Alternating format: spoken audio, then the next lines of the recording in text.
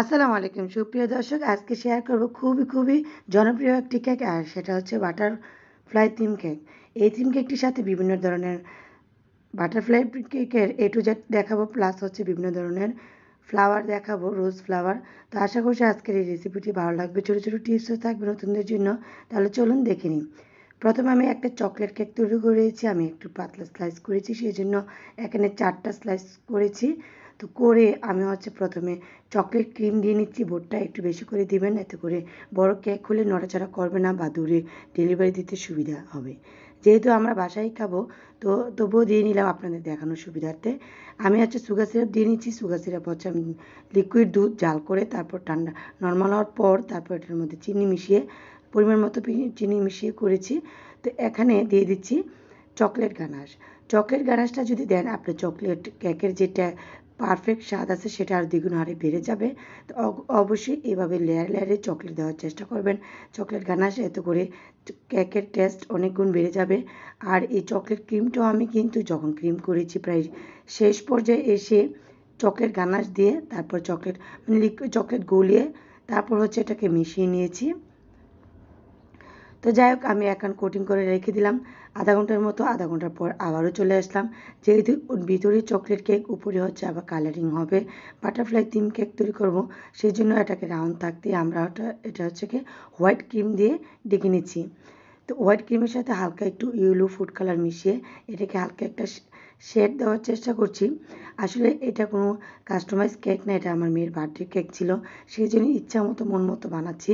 আর একটু ফ্ল্যাট রাখার চেষ্টা করেছিলাম কেকটা, সেই জন্য ওভাবেই আগাচ্ছিলাম।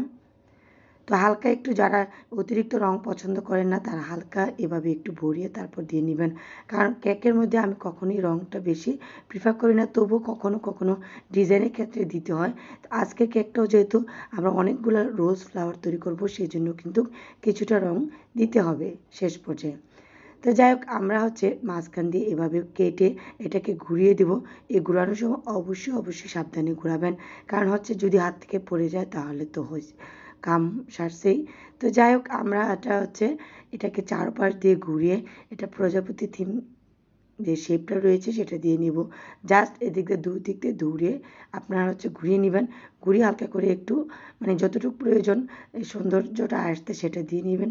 দিয়ে এই যে মাঝখান দিয়ে একটা কেটে নেবেন, কেটে এটা দুই দিক দিয়ে হচ্ছে কাটবেন। যাই হোক, আমি একটু সমান করে নিচ্ছি, কারণ সমান না করে নিলে পরবর্তীতে আবার এটাকে বাঁকা দ্বারা দেখাবে।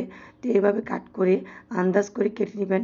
তো আসলে বাটারফ্লাই থিম কোনো আহামরি কেক না, তবে এটাকে ডেকোরেশন করতে একটু সময় লাগে বেশি, সেই জন্য সময়টা হাতে নিয়ে এটা করবেন। আর এইভাবে কাট করে তারপর মেপে কেটে নেবেন, এতে করে দেখবেন আপনাদের কেকটা পারফেক্ট হবে, কখনো বোঝাই যাবে না আপনারা যে ফার্স্ট টাইম তৈরি করছে। যদিও আমার এই কেকটা হচ্ছে আমার এই বাটারফ্লাই থিমটা মানে অন্যান্য কেক করা হয়েছে, বাট এটা সময়ের জন্য আমি করতে পারতেছিলাম না। তো মেয়ের বার্থডে উপলক্ষে ভাবলাম যেহেতু এখন ট্রেন্ডিংয়ে আছে সেটা করে নিই। তো এটাকে আমি এরকম কাট করে রেখে দিলাম। এখনও হালকা একটু ক্রিম দিয়ে রেখে দিয়েছি, বাচ্চারা পরে খেয়ে ফেলছে। যাই হোক, আমি এটাকে আবারও ক্রিম দিয়ে ডেকে নিচ্ছি হালকা করে। তো এইভাবে এই পাশটা করার সময় একটু সাবধানের সাথে আলতো করে করে নেবেন। আপনারা চাইলে পাইপিং ব্যাগও করে নিতে পারেন। পাইপিং ব্যাগে করে নিলে সময়টা আমি দেখেছি কম লাগে। আমি একটু আলসেমি করে আর পাইপিং ব্যাগে করলাম না, সরাসরি ওখান থেকেই প্লেট নেপ দিয়ে আমরা হচ্ছে এটাকে আবারও কোট করে নিচ্ছি, পুরোটা ডেকে নিচ্ছি। তো পুরোটা রেখে নিয়ে যেহেতু আমাকে আধা ঘন্টা রেখেছিলাম ফ্রিজে, মোটামুটি সেট হওয়ার পর আমরা হচ্ছে মাঝখান দিয়ে কেটেছি। তো অবশ্যই সুগার সিরাপটা আপনারা চেষ্টা করবেন লিকুইড মিল্ক দিয়ে তৈরি করার, এতে দেখবেন মানে খেতে খুবই টেস্ট হবে। আর চকলেটটা হচ্ছে আপনারা চকলেট বার কেটে একটা ছোট্ট একটু খাড়া সাইজের হাঁড়িতে পানি বসিয়ে সেটা যখন ফুটে আসবে, সেটা একদম লো করে, একদম লো চার বেশি লো করে অল্প একটু পানি নিয়ে তো সেটার মধ্যে বাটি বসিয়ে রাখবেন, দেখবেন হয়ে যাবে। তাছাড়া যদি বেশি পানি হয়ে থাকে আপনারা চাইলে হাঁড়িটা বন্ধ করে সেই ব্যাপারটা রেখে দিলেই চকলেট গলে যাবে। যেহেতু এখানে চকলেট গানাশ আমি হালকা একটু লিকুইড দুধ দিয়েছি, কারণ সরাসরি চকলেট গানাশ অনেক ঘন হয়, তো আমার তো এখানে ঘন প্রয়োজন নেই, সেই জন্য একটু লিকুইড দুধ দিয়েছি। আপনারা চাইলে কিন্তু মানে লিকুইড দুধের সাথে একটু হুইপ ক্রিম, আমি একটু হুইপ ক্রিমও দিয়েছি, আপনারাও দিতে পারেন, দিলে চকলেট গানাশটার ঘনত্বটা পারফেক্ট থাকবে। তো যাই হোক, আমরা এটাকে সুন্দর করে ফিনিশিং দেওয়ার চেষ্টা করছি। আসলে এই কাজটা যতটা ইজি ততটা করা ইজি না, একটু সময় লাগবে, যেহেতু এটাকে একটা মানে রাউন্ড শেপ দেওয়ার পর আবারও কেটে এটাকে তেরা বেঁকা সেই প্রজাপতি থিম তৈরি করা হয়েছে, সেটাকে আবার ক্রিম দিয়ে কোট করে সেটাকে ফিনিশিং দিতে হয়েছে। সেই জন্য একটু ধৈর্য সহকারে এই কাজটা করে নেবেন। যাই হোক, উপরটা তেমন আমার কাছে কষ্ট মনে হয়েছিল না, তবে এক একটা রোজ করার সময় অনেক সিরিয়াসভাবে মানে আপনাদের মন মতো ফ্লাওয়ার দিবেন, দেখবেন এক একটা ডিজাইন হয়ে যাবে পছন্দ মতো। আমি এই কেকটা কিছুটা পেঁয়াজ কালার মতো রেখেছিলাম, সেই জন্য ওটাকে ফ্লাওয়ারগুলা মানে ওভাবেই রাখার চেষ্টা করেছি। তো যাই হোক, ওভাবে দিয়ে হালকা করে মানে ড্রেসের সাথে ম্যাচ করতে যেয়ে এরকম কালার তৈরি করেছি। আপনারা আপনাদের পছন্দ অনুযায়ী কালার করবেন।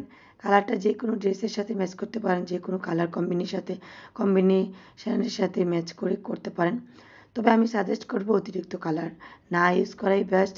যত কেকের জিনিস যত হালকা কালার ইউজ করা যায় বা সাদা হোয়াইটের অল্প একটু কালার ইউজ করে কালার করা যায়, যেহেতু এটা বাটারফ্লাই তাই সেই জন্য একটু কালার ইউজ করেছি। তো যাই হোক, প্লেট নাইফে আপনারা একটু বেশি করে ভরিয়ে এরকম করে দিতে পারেন।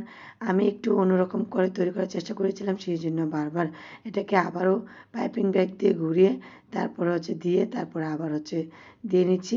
আপনারা চাইলে কিন্তু মানে সরাসরি যদি করে নেন, সেই ক্ষেত্রে এই প্লেট নাইফটা দিয়ে একবারে বেশি করে ক্রিম নিয়ে মানে পাইপিং ব্যাগতে ক্রিম ঘুরিয়ে দিয়ে তারপরে এই প্লেট নাইফটা দিয়ে দেখানো প্রসেস অনুযায়ী ঘুরিয়ে নেবেন।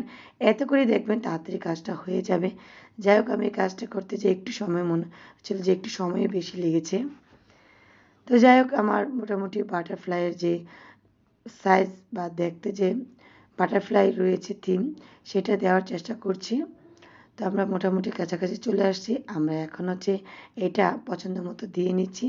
দিয়ে বাটারফ্লাই শেপ তৈরি করার জন্য মাঝখানে যে একটা রয়েছে সেটাও একটু ক্রিম দিয়ে তারপর দিয়ে নিচ্ছি। একটু পিছনটা একটু চোখা রাখবেন আর সামনেটা একটু মোটা করে দিয়ে নেবেন।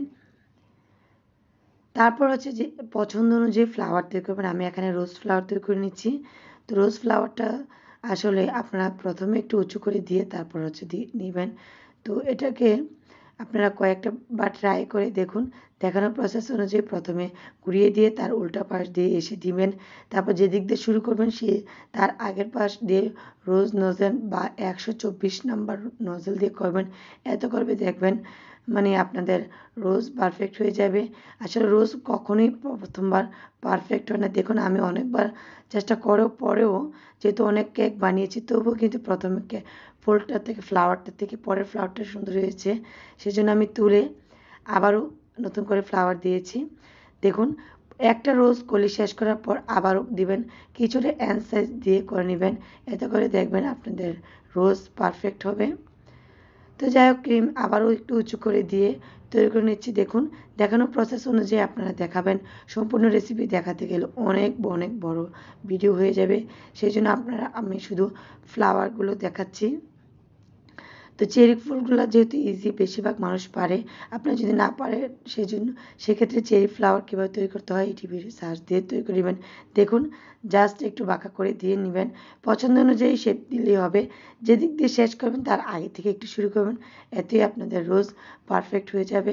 আর ক্রিম দেওয়ার সময় একটু মানে ফ্লাওয়ারটা বসানোর সময় একটু উঁচু করে দিয়ে নেবেন। তো যাই হোক, এভাবে আমি চেরি কিছু দিয়ে নিলাম, কিছু হালকা করে পিঙ্ক কালার দিয়ে নিলাম। মানে রেডের সাথেও যে ছিল পাইপিং ব্যাগটা একটু হোয়াইট ক্রিম দিয়ে নিয়ে করে নিয়েছি। আর এই পেঁয়াজ কালারটা আমি রেড কালার দিয়ে আর হালকা একটু ব্লু কালার দিয়ে তৈরি করে নিয়েছি। যাই হোক, যেহেতু আমার ইয়েলো কালারের ক্রিমও ছিল সেজন্য একটু দিয়ে ওটা দিয়ে তৈরি করে নিলাম ইয়েলো। আর পাইপিং ব্যাগের মাথাটা ভি শেপ দিয়ে কেটে আমরা গ্রিন কালারটা দিয়ে নিলাম।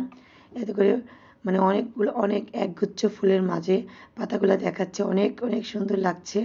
আলহামদুলিল্লাহ, ফার্স্ট টাইম যে এত সুন্দর বাটারফ্লাই থিম কেক তৈরি করবো কখনো কল্পনা করি নাই। আশা করছি আজকের রেসিপিটি আপনাদের কাছে ভালো লেগেছে।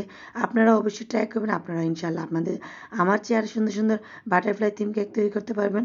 সবাই ভালো থাকবেন, সুস্থ থাকবেন। আজকের রেসিপিটি কেমন হয়েছে অবশ্যই কমেন্টসের মাধ্যমে জানাবেন। আল্লাহ হাফেজ।